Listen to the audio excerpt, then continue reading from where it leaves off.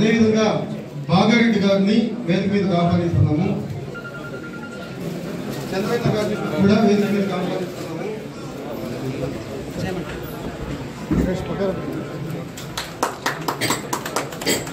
అతిథుల్ని విద్యుత్ శాఖ పక్షాన సత్కరిస్తున్నారు. జడ్పీ చైర్మన్ శ్రీనివాసులు గారిని సత్కరిస్తున్నారు. దయచేసి అందరూ చప్పట్లతో అభినందనలు తెలిపారు. అదేవిధంగా డిఈ చిత్తూరు గారిని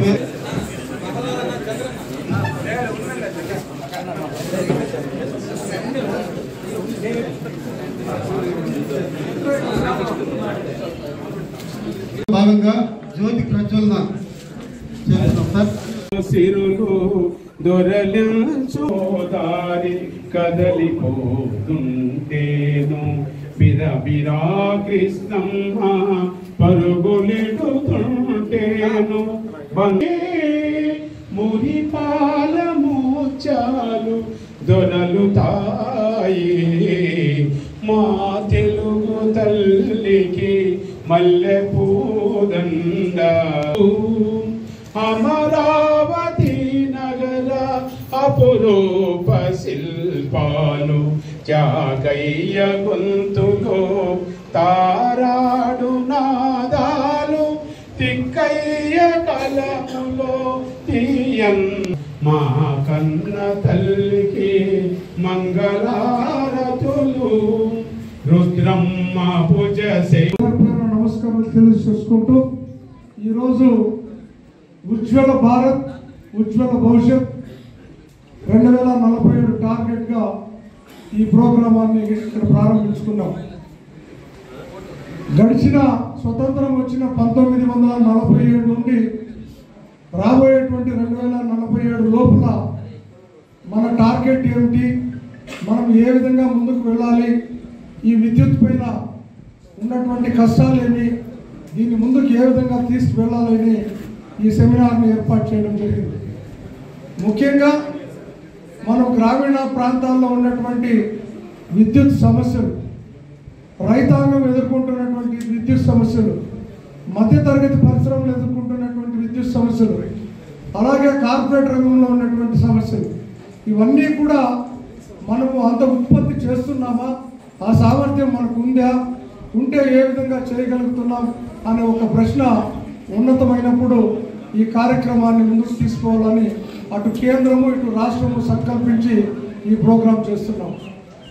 గడిచిన 20 సంవత్సరాలు వెనక్కి చూసుకుంటే మనము వ్యవసాయానికి తగినంత విద్యుత్ లేకుండా, పరిశ్రమలకు విద్యుత్ లేకుండా అనేక ఇబ్బందులు పడ్డాం. కానీ క్రమేణా అప్పుడున్నటువంటి ప్రభుత్వాలు చొరవతో విద్యుత్ ప్రాజెక్టులు, జల విద్యుత్ కావచ్చు, బొగ్గు ద్వారా కావచ్చు, వాయువు ద్వారా కావచ్చు, విండ్ ద్వారా కావచ్చు, మనం విద్యుత్ ఉత్పత్తులు చేసుకోవడం జరిగింది. అలాగే కొత్తగా వచ్చినటువంటి సోలార్ టెక్నాలజీ, ఇప్పుడు మనము ఈ మున్సిపల్ కార్పొరేషన్లో ఉన్నటువంటి చెత్త వ్యర్థాలతో కూడా విద్యుత్ ఉత్పత్తి చేస్తున్నాం. విద్యుత్ ఉత్పత్తి చేయడం ఒక ఎత్తు అయితే, దాని ట్రాన్స్మిషన్ ఏ విధంగా చేయాలి, చేస్తే వినియోగదారుడికి తక్కువ ధరతో ఏ విధంగా ఇవ్వాలి అనే ఒక దృఢ సంకల్పంతో అటు కేంద్రం ఇటు రాష్ట్రం కూడా ముందు చూపుతో ప్రయాణం చేస్తూ ఉన్నాయి. ముఖ్యంగా మనం రైతాంగం చూసుకున్నట్లయితే స్వర్గశ్రీ రాజశేఖర రెడ్డి గారు కలలు కన్నటువంటి ఉచిత విద్యుత్ని కుప్పం నియోజకవర్గం నుండి అనౌన్స్ చేయడం, అప్పట్లో దాదాపు రైతులు 1300 కోట్లు కరెంట్ ఛార్జీ బాకీ ఉంటే కూడా మాఫీ చేయడం జరిగింది. కానీ ఈ విద్యుత్ని ఏ విధంగా రాజశేఖర రెడ్డి గారు ఇస్తారు, ఏ విధంగా రైతులు లాభపడతారు అని ప్రశ్నించినటువంటి ప్రభుత్వాలు కూడా ఉన్నాయి. ఉచిత విద్యుత్ ఇవ్వగలమా, ఇస్తే బట్టలు ఆరేసుకుంటాం కానీ కరెంటు ఉండదు అని చెప్పినటువంటి నీచ నికృష్టుడు ఈరోజు రాజశేఖర రెడ్డి గారు ఉచిత విద్యుత్ ఇస్తే ఈ పథకాన్ని యావత్ భారతదేశం అన్ని రాష్ట్రాల్లో కూడా ఇచ్చే విధంగా ఈ పథకాన్ని చేయడం జరుగుతుంది. ఇది మనం స్వర్గశ్రీ రాజశేఖర రెడ్డి గారు చనిపోయి మన మధ్యలో లేకపోయినా మన గుండెల్లో, రైతుల్లో గుండెల్లో చిరస్థాయిగా నిలిచినటువంటి వ్యక్తి రాజశేఖర రెడ్డి గారు అని చెప్పి మీ అందరికీ తెలియజేసుకుంటున్నాను. ఎందుకంటే అంతకు మునుపు 95 నుండి 2004 వరకు గౌరవ ముఖ్యమంత్రిగా చంద్రబాబు నాయుడు గారు ఉన్నారు. ఇప్పుడే చెప్పారు ఎస్సీ గారు, మిట్ట ప్రాంతాల్లో ఉన్నాం, మనకు సాగునీటి ప్రాజెక్టులు లేవు, వ్యవసాయ బాధల మీద బోర్ల మీద ఆధారపడేటువంటి మన కుటుంబాలు 3 HP కరెంట్ చాలదు, 5 HP చాలదు. ఈరోజు పరిస్థితుల్లో 25 HP వరకు చేరుకున్నాం. అంటే మన బోర్లు దాదాపు 2000 అడుగులు లోతుకు పోతే 25 HP కరెంట్ కావాల్సినటువంటి పరిస్థితి ఈరోజు మన ముందుంది. అయినా కానీ ప్రభుత్వాలు చలించకుండా 25 HP కరెంట్ కూడా ఆ రైతుకు ఉచితంగా ఇచ్చే విధంగా ప్రభుత్వాలు ముందుకున్నాయి. ఎందుకు చెప్తున్నానంటే గతంలో చంద్రబాబు నాయుడు 95 నుండి 2004 వరకు ఈ పథకాన్ని తేవాలంటే వివిధ రకాలుగా అడ్డుకుని దీన్ని తేకూడదని ప్రయత్నం చేసినటువంటి వ్యక్తి. బషీర్బాగ్లో రైతులు ఉద్యమం చేస్తున్నప్పుడు గుర్రాలతో తొక్కించి బాష్పవాగు ప్రయోగించి నలుగురిని తుపాకులతో కాల్చి చంపినటువంటి చరిత్రహీనుడు చంద్రబాబు నాయుడు. ఈ పథకాన్ని అడ్డుకోవాలని చెప్పి చేసినటువంటి మొట్టమొదటి వ్యక్తి భారతదేశంలో ఎవరైనా ఉన్నాడంటే చంద్రబాబు నాయుడు. అటు తర్వాత మనం ఇచ్చిన తర్వాత ఈ పథకాన్ని ఖచ్చితంగా కొనసాగించాల్సినటువంటి పరిస్థితి చంద్రబాబు నాయుడు కూడా వచ్చింది. టచ్ చేస్తే షాక్ కొట్టి పోతానేమనే భయంతో ఈ ఉచిత కరెంట్ ఇవ్వడం జరిగింది. ఇది చంద్రబాబు చరిత్ర. ఈరోజు ఇప్పుడే చెప్పాడు సారు, మనకు 25 HP ఉన్నా 3 HP ఉన్నా ఉచితంగా కరెంట్ ఇస్తున్నాం, కానీ ఇందులో థెఫ్ట్ కూడా జరుగుతా ఉంది. కరెంటు లేని వాళ్ళు కూడా సర్వీసులు వేసుకొని తిరుగుతున్నారు. ఈరోజు రాష్ట్ర ప్రభుత్వం ఒక్కటే మీటర్లు బిగించడంలా యావత్ భారతదేశంలో కేంద్రం ప్రవేశపెట్టినటువంటి ఈ పథకం ద్వారా ప్రతి రైతుకు కూడా మీటర్ ఇవ్వాలి. ఆ రైతుకు ప్రభుత్వం ఎంత ఉచిత కరెంట్ ఇస్తా ఉంది, ఏ విధంగా వేరే రైతులు దీన్ని వాడుకుంటున్నారు అనే ఒక ప్రణాళికాబద్ధంగా ఆ రైతుకు మేము ఇంత ఇస్తున్నామని చెప్పుకోవడానికే మీటర్లు బిగిస్తున్నారు తప్పితే ఇక్కడ మీటర్ పెట్టి ఉచిత విద్యుత్తును పెరిగే ఉద్దేశం అయితే ఈ ప్రభుత్వానికి లేదు, కేంద్రానికి లేదని చెప్పి కూడా మేము తెలియజేస్తున్నాం. మొన్ననే నెల్లూరులో రైతు సదస్సు పెట్టారు తెలుగుదేశం పార్టీ వాళ్ళు. మీరు మీటర్లు బిగించండి, మీ తడగా చూస్తాం, మీటర్ పెట్టేవాడికి అంత తెలుస్తామని చెప్పారు. ఖచ్చితంగా చెప్తున్నా, తెలుగుదేశం పార్టీ వారు ఏ పథకాన్నైనా పెట్టి వాళ్ళు ఓన్ చేసుకున్నటువంటి పథకం ముందే ఉంటే ఆ పథకం ఏదైనా ఒకటి చూడగలుగుతామా మనం అని అడుగుతున్నా. ఈరోజు ప్రభుత్వం మంచి చేయాలనే దృఢ సంకల్పంతో ముందుకు వెళుతుంటే ఈ పథకాన్ని అడ్డుకోవాలంటున్నారు. ఏదైతే తెలుగుదేశం అడ్డుపడుతుందో ఖచ్చితంగా ఆ పథకం విజయం సాధిస్తుంది 100% అని కూడా మీ అందరికీ తెలియజేస్తున్నాం. ఈరోజు ఇక్కడ స్థానిక మాజీ మంత్రివర్యులు అమర్నాథ్ రెడ్డి, అక్కడ మాజీ మంత్రివర్యులు సోమశేఖర్ చంద్రశేఖర్ రెడ్డి ఈ సదస్సులో రైతుల పైన లేని పేలాపలను పేలారు. ఈరోజు ఖచ్చితంగా అమర్నాథ్ రెడ్డిని అడుగుతున్న ఈ పలమనేరు నుండి నీ చంద్రబాబు నాయుడికి ఉచితంగా కరెంట్ ఇచ్చే వగలేదు, కానీ రైతులు కట్టాల్సినటువంటి బకాయిలు కట్టకుండా పోతే కేసులు పెట్టినటువంటి చరిత్ర నీ చంద్రబాబుది, నీది, నీ తెలుగుదేశం పార్టీది. తుపాకులతో కాల్చి చంపిన చరిత్ర నీ తెలుగుదేశం పార్టీది, నీది, అమర్నాథ్ రెడ్డిది అని చెప్పి కూడా ఈ వేదిక ద్వారా తెలియజేస్తున్నా. జగన్మోహన్ రెడ్డి గారు వచ్చిన తర్వాత, గౌరవ పెద్దిరెడ్డి రామచంద్రారెడ్డి గారు ఎనర్జీ మంత్రి అయిన తర్వాత ఈరోజు చూస్తున్నాం మత్స్య పరిశ్రమకి సబ్సిడీ ద్వారా కరెంట్, కోళ్ల పరిశ్రమలకి సబ్సిడీ ద్వారా కరెంట్, అలాగే కుటీర పరిశ్రమలు అయినటువంటి కుమ్మరి కానీ, మంగలి కానీ, చాకిలి కానీ వీరందరికీ కూడా కరెంటు తక్కువ రేటుతో 150 యూనిట్లు ఇచ్చేటువంటి ప్రోగ్రాం. అదేవిధంగా ఎస్సీ ఎస్టీలకు ఏదైతే 50 యూనిట్లు ఉన్నాయో 200 యూనిట్ల వరకు ఉచితంగా ఇచ్చేటువంటి విద్యుత్ కార్యక్రమాలు, ఇవన్నీ కూడా ప్రభుత్వం ప్రజలకు అండగా ప్రజల బాగోగాలు ముందుకు తీసుకెళ్లాలని, పేద వర్గాలను ఆదుకోవాలని ముందు చూపుతో వెళతా ఉంది గౌరవ ముఖ్యమంత్రి వైఎస్ జగన్మోహన్ రెడ్డి గారు, రాష్ట్ర మా ఎనర్జీ మంత్రి పెద్దిరెడ్డి రామచంద్ర గారు అని చెప్పి అందరికీ కూడా తెలియజేస్తున్నారు. రాబోయేటువంటి ఈ రోజు ఏదైతే మనకు 2030 వరకు ఈ టార్గెట్ పెట్టారో, కానీ మన ప్రభుత్వాలన్నీ కూడా ముందు చూపుతో విద్యుత్తుని ఈ రోజు 2021కే ఈ టార్గెట్ రీచ్ కావడం జరిగింది. కానీ రాబోయేటువంటి 2047కు మనం ఈ రోజు ఏదైతే ప్రపంచ దేశాల్లో 4వ స్థానంలో ఉన్నామో ఆ 4వ స్థానాన్ని 1వ స్థానానికి తీసుకొచ్చే ప్రయత్నం చేయాలి. చేసేందుకు ప్రజలు, రైతులు, కార్మికులు, కార్పొరేట్ సెక్టారు, ఇండస్ట్రీ పరంగా కూడా అందరూ తోడ్పాటు ఇవ్వాలి. ఇచ్చినప్పుడే మన జీవితాలన్నీ కూడా ఈ విద్యుత్తో ముడిపడి ఉన్నాయి కాబట్టి ముందుకు వెళ్ళేదానికి అవకాశం ఉంటుందని చెప్పి ఈ రాష్ట్ర ప్రభుత్వం ఇచ్చేటువంటి ప్రతి ఒక్క సబ్సిడీ కూడా రైతులకు కొన్ని వేల కోట్ల ఉచిత విద్యుత్ ఇస్తున్నాం. అదేవిధంగా మత్స్య పరిశ్రమకి ఇస్తున్నాం, కోళ్ల పరిశ్రమకి ఇస్తున్నాం, కార్మిక సోదరులకు ఇస్తున్నాం. అన్నీ కూడా గమనించి రాబోయేటువంటి కాలంలో జగన్మోహన్ రెడ్డి గారికి, ఈ జిల్లాలో పెద్ద అయినటువంటి రామచంద్రారెడ్డి గారికి మీ ఆశీస్సులు ఉండాలి. ఆ కలియుగ వెంకటేశ్వరుడు కూడా వీళ్ళకి తోడుండాలని చెప్పి కోరుకుంటూ ఈ అవకాశం ఇచ్చిన ప్రతి ఒక్కరికి కూడా పేరు పేరున ధన్యవాదాలు తెలియజేసుకుంటున్నా. జై హింద్. ఉజ్వల భారత్, ఉజ్వల భవిష్యత్తు బిజిలీ మహోత్సవంలో పాల్పంచుకోవడం మీ అందరితో చాలా సంతోషంగా ఉంది. ఏదైతే దేశంలో ఉన్నటువంటి ప్రజానికానికి ఈ దేశ ప్రధాని అయినటువంటి మోదీ గారు కావచ్చు, అదేవిధంగా ఈ రాష్ట్ర ప్రజానికానికి సంబంధించినటువంటి రైతులు కావచ్చు, ప్రజలు కావచ్చు, మన గౌరవ ముఖ్యమంత్రి గారు వైఎస్ జగన్మోహన్ రెడ్డి గారు కావచ్చు, ఎన్నో నిర్ణయాలు తీసుకొని అట్టడుగు వర్గానికి కావచ్చు, అదేవిధంగా మనం చూస్తున్నాం ఈరోజు అనేక ప్రాంతాల్లో విద్యుత్ లేకుండా, అంటే అక్కడికి వెళ్ళి కనీసం లైన్లు లాగలేనటువంటి పరిస్థితిలో కూడా రాష్ట్రమే కాదు దేశంలో కొన్ని చోట్ల ఇంకా కూడా మిగిలింది. వాటిని అన్నింటినీ కూడా అభివృద్ధి చేసి రానున్న రోజుల్లో అన్ని చోట్ల కూడా ఎక్కడా కూడా విద్యుత్ లేదు అనే మాట లేకుండా ఈరోజు కేంద్ర ప్రభుత్వం కావచ్చు, ముఖ్యంగా మరీ ముఖ్యంగా రాష్ట్ర ప్రభుత్వం ఈరోజు మనందరం కూడా గొప్పగా చెప్పుకునేటువంటి ఈరోజు విద్యుత్ శాఖ మంత్రివర్యులైనటువంటి పెద్దలు పెద్దిరెడ్డి రామచంద్రారెడ్డి గారు ఈ శాఖ పైన ఎంతో చురుగ్గా రాష్ట్రం అంతటా కూడా ఏవి లోటుపాట్లు ఉన్నాయో వాటి అన్నింటినీ కూడా సరి చేసుకుంటూ ముందుకు తీసుకొస్తున్నటువంటి గొప్ప మంత్రిగా ఈరోజు వ్యవహరిస్తున్నారు. ఇలాంటి సమయంలో మీరు అందరూ కూడా అధికారులు ఎవరైతే ఇక్కడికి ఇచ్చేశారో మిమ్మల్ని అందరినీ కూడా నేను ఈ వేదిక ద్వారా దయచేసి మీరు ఎవరు కూడా తప్పు అనుకోదండి. ఈ వేదిక ద్వారా నేను మిమ్మల్ని ఒకటే కోరుకుంటా ఉన్నాను. దేశ ప్రధాని ఏదైతే గొప్ప ఆలోచనతో పెట్టారో, అదేవిధంగా రాష్ట్ర ముఖ్యమంత్రి గారు ఏదైతే గొప్ప ఆలోచనతో రైతులకు ప్రజలకు మేలు చేయాలనుకుంటున్నారో అదే విధానంతో మీరు అందరూ కూడా సహకరించాలి. ఎందుకు ఈ మాట చెప్తున్నానంటే, నేను ప్రతి గ్రామం పర్యటిస్తున్నా, అక్కడ ఉన్నటువంటి చిన్న చిన్న సమస్యలు కూడా నా దగ్గరకు చెప్తున్నారు ప్రజలు.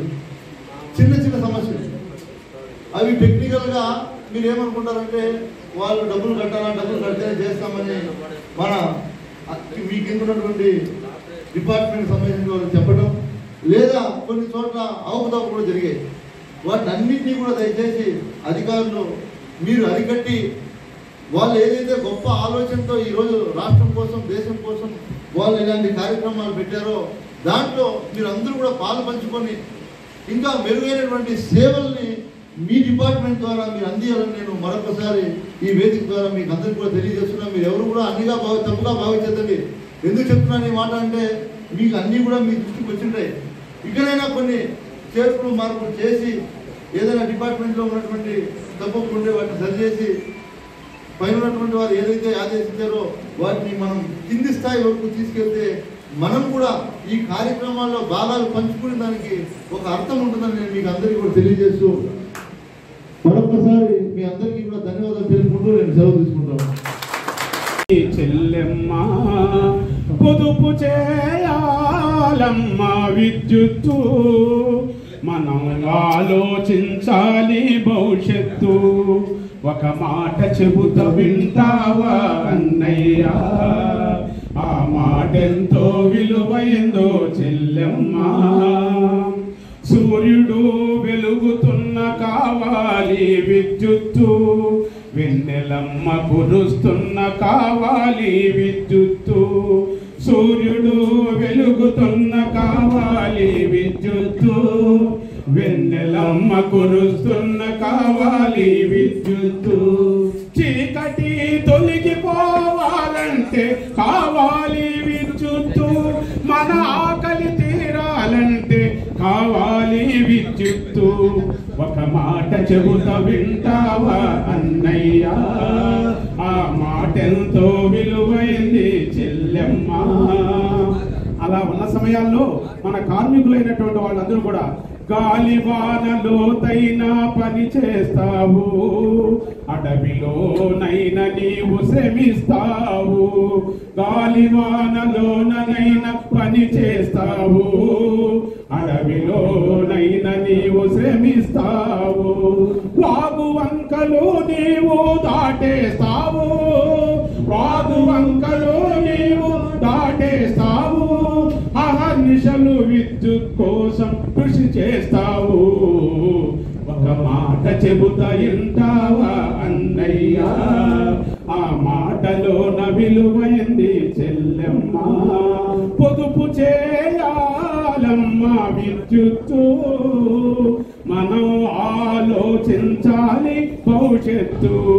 ఒక మాట చెబుతా వింటావా వినియోగదారుడా, అడవిలోనైనా అడుగులేస్తావు, అపాయమైన అవసరాలు తీర్చుతావు. అడవిలోనైనా అడుగులు వేస్తావు, అపాయమైన అవసరాలు తీర్చుతావు. ప్రాణాలకు తెగించి పని చేస్తావు, ప్రాణాలకు తెగించి పని చేస్తావు, చిమ్మ చీకట్లను తరిమేస్తావు, చిమ్మ చీకట్లను తరిమేస్తావు. ఒక మాట చెబుతా వింటావా అన్నయ్యా, ఒక మాట చెబుతా వింటావా వినియోగదారుడా, ఆ మాటలోన విలువైంది చెల్లెమ్మ. పొదుపు చేయాలమ్మ విద్యుత్తు, మనం ఆలోచించాలి భవిష్యత్తు, మనం ఆలోచించాలి భవిష్యత్తు, మనం ఆలోచించాలి మన అందరి భవిష్యత్తు. ఉచిత విద్యుత్ మీద అంటే ఇవన్నీ రాజశేఖర్ గారు వచ్చాయి, ఈ చిన్న విషయాలు కాబట్టి అది అందుకే మర్చిపోకుండా ఉన్నాం మనం. ఈనాడు కూడా ఆయన రైతాంగం పట్ల కానీ మీకు తెలిసే ఉంది, గత ప్రభుత్వంలో చంద్రబాబు నాయుడు గారు రైతు ఉద్యమం చేస్తే హైదరాబాద్లో గుర్రాలతో తొక్కించి ముగ్గురు కాల్చడం జరిగాయి.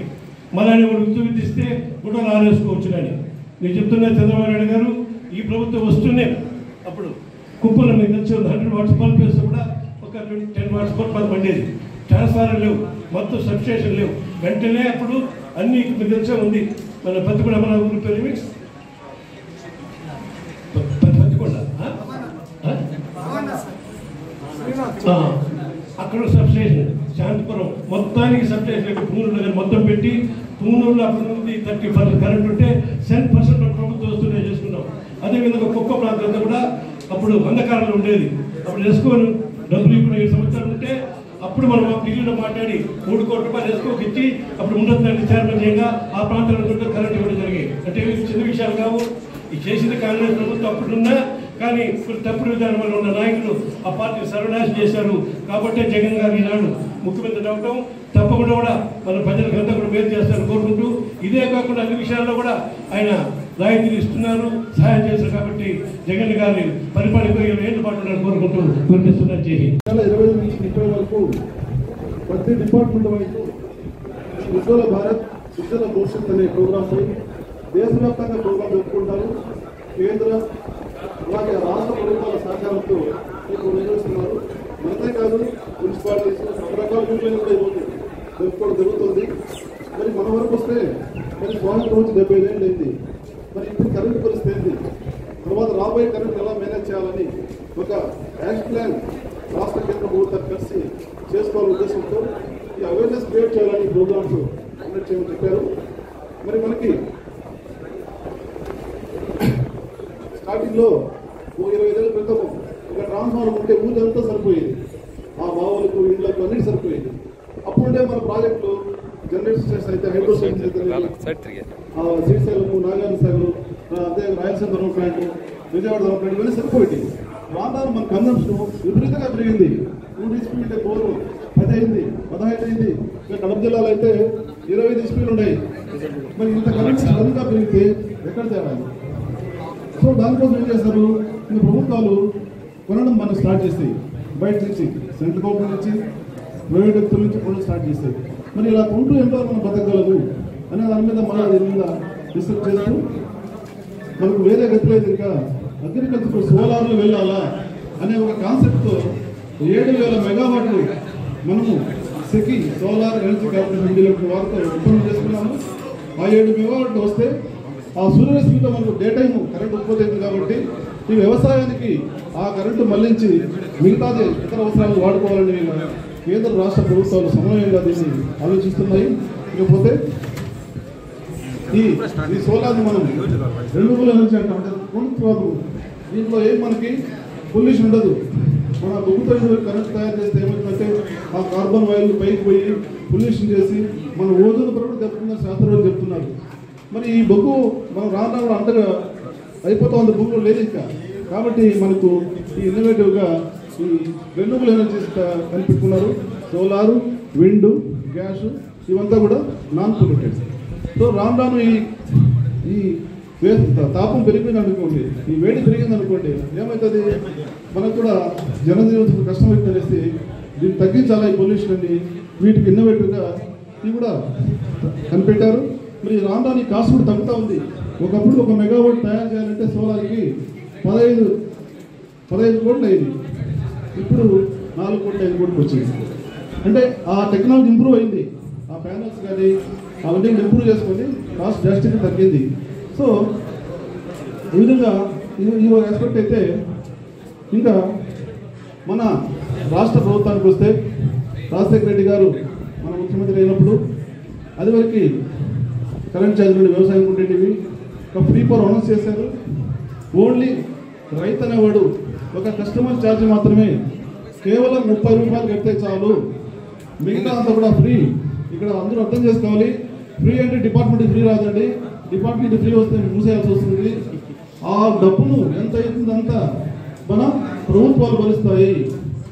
అప్పుడు రాజశేఖర రెడ్డి గారు అయితేనేమి, ఇప్పుడు జగన్మోహన్ సార్ అయితేనేమి మాకు డిపార్ట్మెంట్ చెల్లిస్తుంది కాబట్టి మేము మనవడు చేస్తున్నాం. లేదంటే రాదు మీరు అనుకుంటారు ఇది మీకు ఫ్రీ కరెంట్ కదా, పొరపాటుది. ఒక యూనిట్కి సరాసరి 7 రూపాయలు పడుతుంది మనకి. ఈ 7 రూపాయల లెక్కన మాకు గవర్నమెంట్ ఇస్తుంది. అందుకు రైతులకు గవర్నమెంట్ ఫ్రీ కరెంట్ ఇస్తున్నారు, ఫ్రీ ఇవ్వట్లేదు. అర్థం చేసుకోవాలి. ఇప్పుడు ఒక అపోహ పెట్టారు, మీటర్లు పెడుతున్నామని. అంటే గవర్నమెంట్ ఉద్దేశం ఏమంటే కొన్ని అనాథ సర్వీసులు ఉంటాయి, లెక్క తేలదు. అందుకని డీబీటీ స్కీమ్ ఒకటి పెడుతున్నారు. మీరు చాలా మంది అహోపడుతున్నారు, డైరెక్ట్ బెనిఫిట్ ట్రాన్స్ఫర్ స్కీమ్ అని. దాంట్లో ఏమైతుందంటే మీటర్లు పెడతాము, యూనిట్లు వస్తాయి, ఆ అకౌంట్ గవర్నమెంట్ వారు డబ్బులు వేస్తారు, అట్లే మాకు ట్రాన్స్ఫర్ అయిపోతుంది. అంటే అప్పుడు రైతు తెలుస్తుంది ఒక వ్యవసాయ సర్వీస్పై గవర్నమెంట్ ఎంత ఖర్చు చేస్తూ ఉంది. ఆ తిరగడం కోసమే కూడా ఈ మీటర్లు పెట్టాలనుకున్నారు. కానీ మీటర్లు పెట్టి గవర్నమెంట్ చెట్టు తెచ్చుకోవాలి, ఎక్కడ ఏ గవర్నమెంట్ అనుకోదు. కాబట్టి మీరంతా కూడా చాలా మంది తెలియజేయాలా, ఇదేదో ప్రభుత్వ వ్యతిరేకాలను ఉడుకోవద్దండి దయచేసి, అది అవసరం. అలాగే మనకు ఇంకా వెల్ఫేర్ స్కీమ్స్కి వస్తే మనకు 2 స్కీములు జరిగాయి ఈ మధ్యకాలంలో, సెంట్రల్ గవర్నమెంట్ మరియు స్టేట్ గవర్నమెంట్ ఆధ్వర్యంలో. ఒకటి దీన్ దయాళ్ గ్రామీణ విద్యుత్ Yojana, 2 integrated power debit scheme. ఈ దీన్ దయాళ్ గ్రామీణ విద్యుత్ యోజన ఏంటంటే మీకు తెలుసు అందరికీ 108 రూపాయలు కడితే మీటరు, బోర్డు, సర్వీస్ వైరు, అలాగే 2 ఎల్ఈడి బల్బులు ఇచ్చారు. దీంతో పాటు ఆ గ్రామాల్లో ఏమన్నా పోలు దూరంగా ఉంటే ఆ లైన్లు అన్ని వేసి ఇచ్చారు. సో ఇవన్నీ కూడా అటు కేంద్ర ప్రభుత్వం అయితే రాష్ట్ర ప్రభుత్వం అయితే సహకారంతో చేసినవే. దాంతోపాటు సబ్సిడీలు కట్టారు ఆ స్కీమ్లో. ఎందుకంటే మన లైన్లు కరెంట్ ఇచ్చుకుంటా పోతే మరి సబ్సిడీ లేకుండా లోడ్ ఎక్కడ సబ్సిడీలు కట్టాము. నాకు తెలిసి ఇక్కడ కీలపట్ల ఈ కస్టమర్స్ అన్న బాగుంటుంది, కీలపట్ల, బాంబేపల్లి, కడపలతో ఇవన్నీ ఆ స్కీమ్లో వచ్చినవే. కాబట్టి అలాగే ఐపీడీ స్కీమ్, ఈ ఐపీడీ స్కీమ్ అంటే పట్టణాలకు సంబంధించింది, ఇంటిగ్రేటెడ్ బోర్డింగ్ స్కీమ్. ఆ పట్టణాల్లో సబ్సిడీలు పెట్టాలా, ట్రాన్స్ఫార్మర్ ఓవర్లోడ్ అయిపోతాయి, ఫీజులు పోతూ ఉంటాయి. దాని ఒక సింగిల్ లైన్ ఉంటుంది, దాన్ని 2 వైర్ లైన్ 5 వైర్ లైన్ చేసి బెటర్ పట్టేసి దానికి ట్రాన్స్ఫార్మర్ పెట్టేదానికి ఆ స్కీమ్ వాడుతున్నాం. మేము చిత్తూరు, వదిలిపల్లి, పొంగూరు, పుత్తూరు ఈ పట్టణాలంతా కూడా మేము కొంచెం 100 ట్రాన్స్ఫార్మర్లు పెట్టి మనం కన్జ్యూమర్స్కి సహాయం చేయడం జరిగింది. సో ఇలాగ గవర్నమెంట్ కూడా తర్వాత ఈ ఎస్సీ ఎస్టీస్కి ఇదివరకు 50 యూనిట్లు ఫ్రీ ఇచ్చేవాడు, ఇప్పుడు 200 యూనిట్లు ఫ్రీ. దయచేసి ఇక్కడ మీకు కొంచెం అవేర్నెస్ చేయాలా. ఒక సంతకాలు ఎస్సీ ఎస్టీ రైతులు 2 యూనిట్లు వాడతారండి, 2 యూనిట్లు వాడడం నెలకు మాకే 2 రోజులు వస్తుంది. వాళ్ళు తెలుసో తెలియక అనవసరంగా వేస్ట్ చేసి 200 దాటింది అనుకోండి బిల్లు వస్తుంది. అది కొంచెం గమనించుకొని 200 యూనిట్లు లోపల వాడుకుంటే మీకు అంతా కూడా కరెంట్ ఛార్జీ గవర్నమెంట్ భరిస్తుంది. అలాగే గవర్నమెంట్ నుంచి మన ఎస్సీసీ అందుకు వెళ్తా ఉంది. అలాగే మగ్గాలకు కూడా 50%, కమరి కుమ్మరి వ్యాపారస్తులు కూడా 50% అనౌన్స్ చేశారని ఇంప్లిమెంట్ జరుగుతున్నాయి. ఈ విధంగా మన ప్రభుత్వం కూడా ముఖ్యమంత్రి గారు మన మినిస్టర్ గారు అందరూ కూడా రేషన్ తీసుకుని జరుగుతూ ఉంది. ఇకపోతే ఈ అగ్రికల్చర్ సర్వీస్ కావాలంటే దాదాపు ట్రాన్స్ఫార్మర్ కాస్ట్ అంటే లైన్ కలిపి 1,00,000 అవుతుంది. మరి 1,00,000ని మీరు ఒక 12,500 15,000 కంటే గవర్నమెంట్ ఉచితంగా ఇస్తాము ఒకరి ఇద్దరికి. ఇవంతా కూడా ఎక్కడి నుంచి వస్తుంది? డబ్బులు గవర్నమెంట్ భరించాల్సిందే, మా దగ్గర అయితే డబ్బులు లేదు. కాబట్టి ఈ విధంగా చాలా మేలు జరుగుతూ ఉందనేది మీరంతా గుర్తించాలి. ఇవన్నీ కూడా మన ముఖ్యమంత్రి గారు అయితేనేమి, ఈ మన మంత్రులు అయితే మంత్రులు తీసుకొచ్చినట్టు ఉంటుంది. అలాగే ఈ మధ్యకాలంలో ఒక 16 KV కాలిపోయింది అనుకోండి ఓవర్లోడ్తో, దానికి మన మంత్రి గారు ఇన్వాల్వ్ అయ్యి దాన్ని 20 చేయాలంటే కేవలం అది 1,00,000 12,500 పెడితే 20 చేసేసి మేము ఆ రైతుకు ఇబ్బంది లేకుండా చేస్తున్నాం. ఎస్పెషల్లీ కొమ్మూరు మందపల్లి ఏరియాలో బోర్లు డెప్తులు ఎక్కువ కాబట్టి ఇక్కడ కాలిపోతూ ఉంటే వాళ్ళకి దాదాపు 2,000 ట్రాన్స్ఫార్మర్ పర్మిషన్ ఇచ్చారు ఆ విధంగా చేసుకోవడానికి. ఇక్కడ కూడా ఉంటే అటువంటి పరిస్థితి వల్ల ఓవర్లోడ్ కాలిపోతూ ఉంటే మేము కేవలం 12,500 కడితే 20 KV ట్రాన్స్ఫార్మర్లు 16 పెడతాం. కాబట్టి ఇంకా మీకు తెలుసు, ఇదివరకు రాజశేఖర గారు ప్రభుత్వం తర్వాత అప్పుడు కానీ ఇప్పుడు కానీ ఒకప్పుడు మనం ఏం అంతకుముందే ఇచ్చేవాళ్ళు పగటి పూట రాత్రి పూట కలిపి కరెంట్ ఇచ్చేవాళ్ళు 7 గంటలు, పగలు 4 గంటలు, రాత్రి 3 గంటలు. మరి ఆ రాత్రుల్లో రైతులు పొలం దగ్గరికి వెళ్ళి పాపం పాము కడుగునేవాళ్ళు రకరకాలు పేర్లు జైలు పొట్టించుకొని కొన్ని చనిపోయారు. ఇది లేదు, తప్పే లేదు. ఆజాదీకి అమృత్ మహోత్సవంలో భాగంగా ఉజ్వల్ భారత్ ఉజ్వల భవిష్యత్ విద్యుత్ అప్డేట్ 2047 అనగా 100 సంవత్సరాల్లో భారత దేశానికి స్వాతంత్రం వచ్చిన ఉదాహరణ పూర్తి చేసుకోబోతున్న సందర్భంలో ఇంకా ఎక్కడైతే కొన్ని గ్రామాల్లో మనం విద్యుత్ సరఫరా చేయలేకపోయామో వాటన్నిటికీ కూడా సంపూర్ణంగా విద్యుత్ అందించడానికి, అలాగే ఇప్పటి వరకు సాయంత్రం విజయాల గురించి మాట్లాడుకోవడానికి ఇక్కడ రావడం జరిగింది. అలాగే చిత్తూరులో 26న మనం ఇలాంటి సభని నిర్వహించడం జరిగింది. మీకు క్లుప్తంగా నేను కొన్ని విషయాలు గత 8 సంవత్సరాల్లో సాధించిన విషయాలు మేము ఒకసారి మీ దృష్టికి తీసుకురావాలనుకుంటున్నాను. 169 గిగావాట్ జనరేషన్ మనం గత 8 సంవత్సరాల్లో సాధించడం జరిగింది. దీనివల్ల భారతదేశంలోనే మనం విద్యుత్ లోటు నుంచి విద్యుత్ మూల దేశంగా మార్చబడడం జరిగింది. అలాగే 1.6 lakh సర్క్యూట్ ట్రాన్స్మిషన్ లైన్స్ మనం దేశంలోని గ్రామాలన్నిటికీ అందించడం జరిగింది. దీని ద్వారా మనము 1 grid 1 nation running and 1 frequency. So ఈ విధంగా భారతదేశం ప్రపంచంలోని లార్జెస్ట్ ఇంటిగ్రేటెడ్ కంట్రీగా అవతరించబడడం జరిగింది. అలాగే దీన్ దయాళ్ ఉపాధ్యాయ గ్రామజన యోజన